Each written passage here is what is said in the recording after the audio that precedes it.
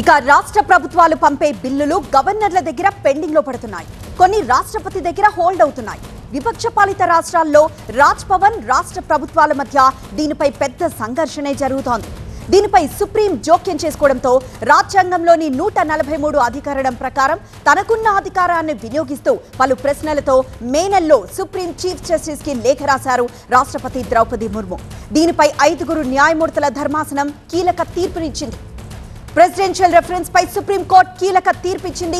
రాష్ట్రపతి గవర్నర్ దగ్గర పెండింగ్ బిల్లుల ఆమోదంపై సమయాన్ని నిర్దేశించలేమని, గవర్నర్లు రాష్ట్రపతికి సమయ పరిమితిని నిర్ణయించే అధికారం కోర్టులకి లేదని తెలిపింది. రాజ్యాంగపరంగా గవర్నర్కు 3 ఆప్షన్లున్నాయి. 1 బిల్లులను ఆమోదించడం, 2 రిజర్వ్ లో పెట్టడం లేదా రాష్ట్రపతికి పంపడం, 3 తిరస్కరించి అసెంబ్లీకి పంపడం. రాష్ట్రపతి గవర్నర్ల అధికారాలను రాజ్యాంగ విరుద్ధంగా అతిక్రమించలేమని, వారి అధికారాలను అతిక్రమించడం రాజ్యాంగ స్ఫూర్తికి, అధికార విభజన సూత్రానికి విరుద్ధమని పేర్కొంది. తమిళనాడు కేసులో ద్విసభ్య ధర్మాసనం తీర్పు రాజ్యాంగ విరుద్ధమంటోంది సుప్రీం. నిరవధిక ఆలస్యం కొనసాగుతున్న సందర్భంలో న్యాయ సమీక్ష పరిధిలోకి సరైన కారణం లేకుండా దీర్ఘకాలం పెండింగ్ పెడితే పరిమిత విచక్షణతో జోక్యం చేసుకునేందుకు బిల్లును రిజర్వ్ చేసిన ప్రతిసారి సుప్రీంకోర్టును రాష్ట్రపతి సంప్రదించాల్సిన పని లేదని తెలిపింది. 5 న్యాయమూర్తుల రాజ్యాంగ ధర్మాసనం ఈ తీర్పు వెల్లడించింది. శాసనసభలో 1కి 2 సార్లు ఆమోదించిన బిల్లులకు ఆమోదం తెలపకుండా గవర్నర్లు కాలయాపన చేయడం, రాష్ట్రపతి పరిశీలనలో కూడా తీవ్ర జాప్యం జరుగుతూ ఉండడంపై ఈ ఏడాది ఏప్రిల్లో సుప్రీంకోర్టు సంచలన నిర్ణయం తీసుకుంది. గరిష్టంగా 3 నెలల్లోగా ఆ బిల్లులను ఆమోదించడమో తిప్పి పంపించడమో చేయాలని justice JB Pardiwala, justice R Mahadevan ధర్మాసనం నిర్దేశించింది. దీనిపై రాష్ట్రపతి సందేహాలు లేవనెత్తడంతో సీజేఐ నేతృత్వంలోని రాజ్యాంగ ధర్మాసనం ఏర్పాటైంది.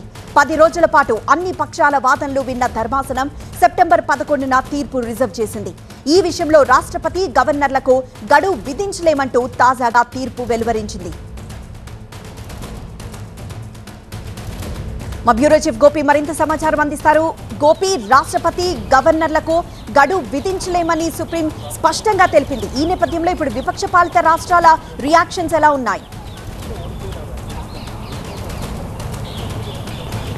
ఈ తీర్పుని విపక్ష పాలిత రాష్ట్రాలు కానీ ప్రతిపక్ష పార్టీలు కానీ ఎక్స్పెక్ట్ చేయలేదు. ఎందుకంటే గతంలో సుప్రీంకోర్టు ఏదైనా బిల్లు ఆమోదం పొంది 3 నెలలు గవర్నర్ దగ్గర అలాగే రాష్ట్రపతి దగ్గర పెండింగ్లో ఉంటే కనుక అది డీమ్డ్ టు బీ పాస్డ్ అన్నట్లుగా, అది ఆమోదం పొందినట్లుగా పరిగణించాల్సి ఉంటుందని చెప్పి గతంలో సుప్రీంకోర్టు ఇచ్చిన తీర్పు పైన రాష్ట్రపతి ద్రౌపది ముర్ము ప్రెసిడెన్షియల్ రిఫరెన్స్ కింద 14 ప్రశ్నల్ని సుప్రీంకోర్టు సీజీఐకి లేఖ రూపంలో రాయడం జరిగింది. దానిపైన 5 సభ్యుల రాజ్యాంగ ధర్మాసనం ఏర్పాటై దీనికి సంబంధించి 10 రోజుల పాటు సుదీర్ఘ విచారణ జరిపి ఈరోజు సెప్టెంబర్లో తీర్పు రిజర్వ్ చేసి ఈరోజు తీర్పును వెలువరించడం జరిగింది. ప్రధానంగా శాసనసభలు, పార్లమెంటు ఆమోదించే బిల్లులు ముఖ్యంగా రాష్ట్రపతి గవర్నర్ల వద్ద పెండింగ్లో ఉన్న సమయంలో 3 నెలల కంటే ఎక్కువ పెండింగ్లో ఉంటే అవి ఆమోదం పొందినట్లే అన్న అంశానికి సంబంధించి గతంలో ఇచ్చిన తీర్పు, అలాగే తమిళనాడు కోర్టు ఇచ్చిన తీర్పుని ఈరోజు సుప్రీంకోర్టు పక్కన పెట్టడం జరిగింది.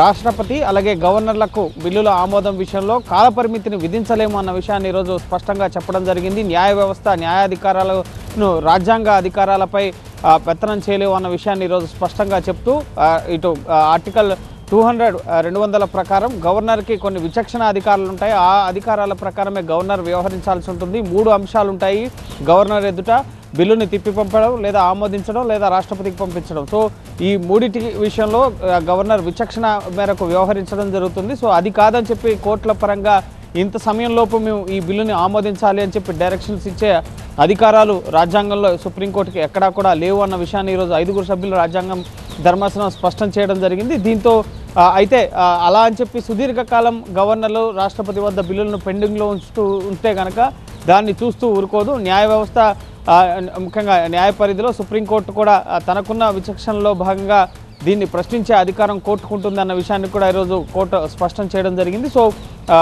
ముఖ్యంగా 3 నెలల కాలపరిమితి ప్రకారం బిల్లుల్ని ఆమోదించాలి అన్న అంశానికి సంబంధించి గతంలో ఇచ్చిన తీర్పు అమలు చేస్తే కనుక అది పూర్తిగా రాజ్యాంగ వ్యవస్థ పైన ప్రభావం చూపుతుంది. కాబట్టి సో దాన్ని అటువంటి ముఖ్యంగా అధికారాలు న్యాయ వ్యవస్థకు లేవని చెప్తూనే ముఖ్యంగా కేసు టు కేసుగా ఏదైనా రాష్ట్రం కనుక తమ బిల్లులు పెండింగ్లో ఉన్నాయని చెప్పి కోర్టుకు వస్తే కనుక కోర్టు జోక్యం చేసుకుని దానికి సంబంధించి వివరణ అడిగే ప్రయత్నం చేస్తుంది. కానీ అంతిమ నిర్ణయం మాత్రం గవర్నర్, రాష్ట్రపతి తీసుకోవడం జరుగుతుంది. సో శాసన వ్యవస్థలో రూపొందించిన బిల్లుల రూపకల్పనకు సంబంధించి ముఖ్యంగా కొంత పరిశీలించేందుకు ఈ ఆర్టికల్ 201 కింద కొన్ని అధికారాలను గవర్నర్కు అందజేయడం జరిగింది. సో ఆ అధికారాలపైన మేము జోక్యం చేసుకోలేమని చెప్పి ఈరోజు సుప్రీంకోర్టు చెప్పడం జరిగింది. ఒక రకంగా ఇది విపక్షాలకు, ప్రధానంగా తెలంగాణ లాంటి రాష్ట్రాలకి బీసీ రిజర్వేషన్ బిల్లు గడిచిన 8 నెలలుగా పెండింగ్లో ఉంది, అది రాష్ట్రపతి వద్ద. సో ఈ ప్రెసిడెన్షియల్ రిఫరెన్స్కి సంబంధించిన కేసు తీర్పు వస్తే దానికి అనుకూలంగా ఉంటే కనుక ఖచ్చితంగా అది ఊరట లభిస్తుందని చెప్పి తెలంగాణ ప్రభుత్వం భావించింది. కానీ ఈరోజు ఈ గవర్నర్ అలాగే రాష్ట్రపతి అధికారాల విషయంలో, ముఖ్యంగా ప్రధానంగా ఈ బిల్లుల ఆమోదానికి సంబంధించి గడువు విషయంలో జోక్యం చేసుకోలేమని చెప్పడంతో